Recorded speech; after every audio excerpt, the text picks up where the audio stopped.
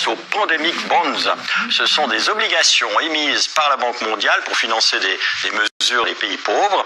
Alors jusqu'ici, ça pouvait rapporter gros, jusqu'à 12% d'intérêt, mais les investisseurs sont inquiets aujourd'hui avec la propagation du coronavirus. Eh bien, ils pourraient perdre leur mise. Explication, Nathalie Boujard. Grippe, malaria, grippe aviaire, choléra, Ebola, coronavirus. Les épidémies sévères coûtent selon la Banque mondiale 570 milliards de dollars par an. Alors pour financer la lutte contre ces fléaux dans les pays en voie de développement, l'institution a créé en 2017 un instrument financier original, les Pandemic Bonds. Des sortes d'assurances, voici comment ça marche. La Banque mondiale émet ses obligations pandémiques, achetées par des investisseurs, hedge funds, fonds de pension, gestionnaires d'actifs. En échange, ils encaissent jusqu'à 12% d'intérêt. Intérêt versé par des pays donateurs. Durée de ces obligations, 3 ans. Elles arriveront à échéance le 15 juillet 2020. S'il n'y a pas de pandémie d'ici là, les investisseurs touchent les intérêts et récupèrent en plus leur mise de départ. S'il y a une pandémie, le versement des intérêts est stoppé et l'investisseur perd sa mise de départ qui sera reversée en partie aux pays qui en font la demande. Pour ce professeur de finance, ces pandemic bonds sont un outil intéressant. Si vous y réfléchissez, c'est un système bien pensé, parce que l'alternative serait que les pays donateurs financent eux-mêmes les besoins des États touchés, disons avec 300 millions. Au lieu de ça, ce sont des investisseurs qui fournissent ces 300 millions, parce qu'ils touchent des intérêts payés par les pays donateurs. Donc ceux-ci payent bien moins que s'ils versaient directement l'argent. Jusqu'ici, le système profite aussi, voire surtout, aux investisseurs. Ils ont d'ores et déjà touché une centaine de millions de dollars d'argent public sous forme d'intérêt. Leur mise de départ, par contre, n'a pas été entamée. Malgré plusieurs crises épidémiques, notamment d'Ebola, jamais aucun centime de ces pandemic bonds n'a été débloqué. Pourquoi ? Parce que le diable se cache dans les détails de ces 386 pages de clauses complexes.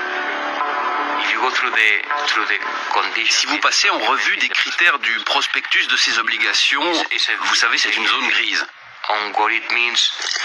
Les virus concernés, le nombre de décès, la vitesse d'évolution, le début de la pandémie. Ce sera donc très difficile de voir réellement ces obligations liquidées.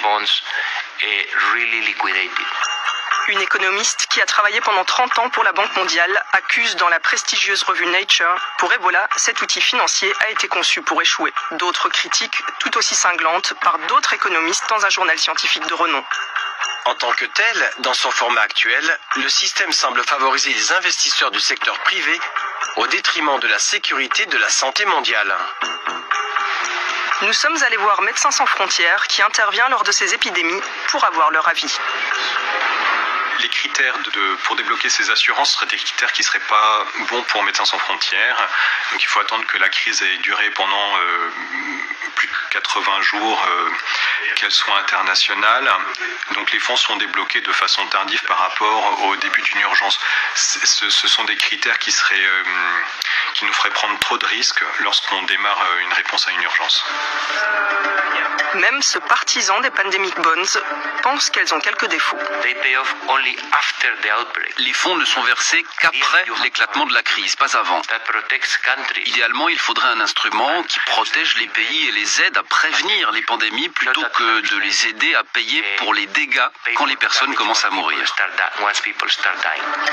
L'actuelle pandémie, 6513 morts, 169 387 personnes infectées dans 124 pays du monde.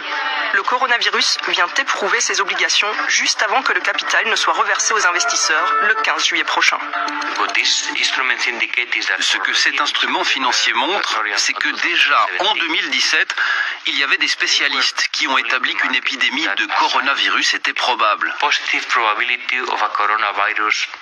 Donc, premièrement, ils avaient connaissance du virus, et deuxièmement, ils ont considéré déjà à ce moment-là qu'une épidémie était probable. Ce qui est aussi surprenant, c'est que ces obligations arriveront à maturité en juillet 2020.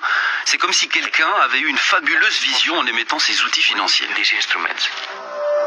Ces obligations pandémiques pourraient être libérées aux alentours du 23 mars. Peut-être, en partie, pour la première fois de leur existence.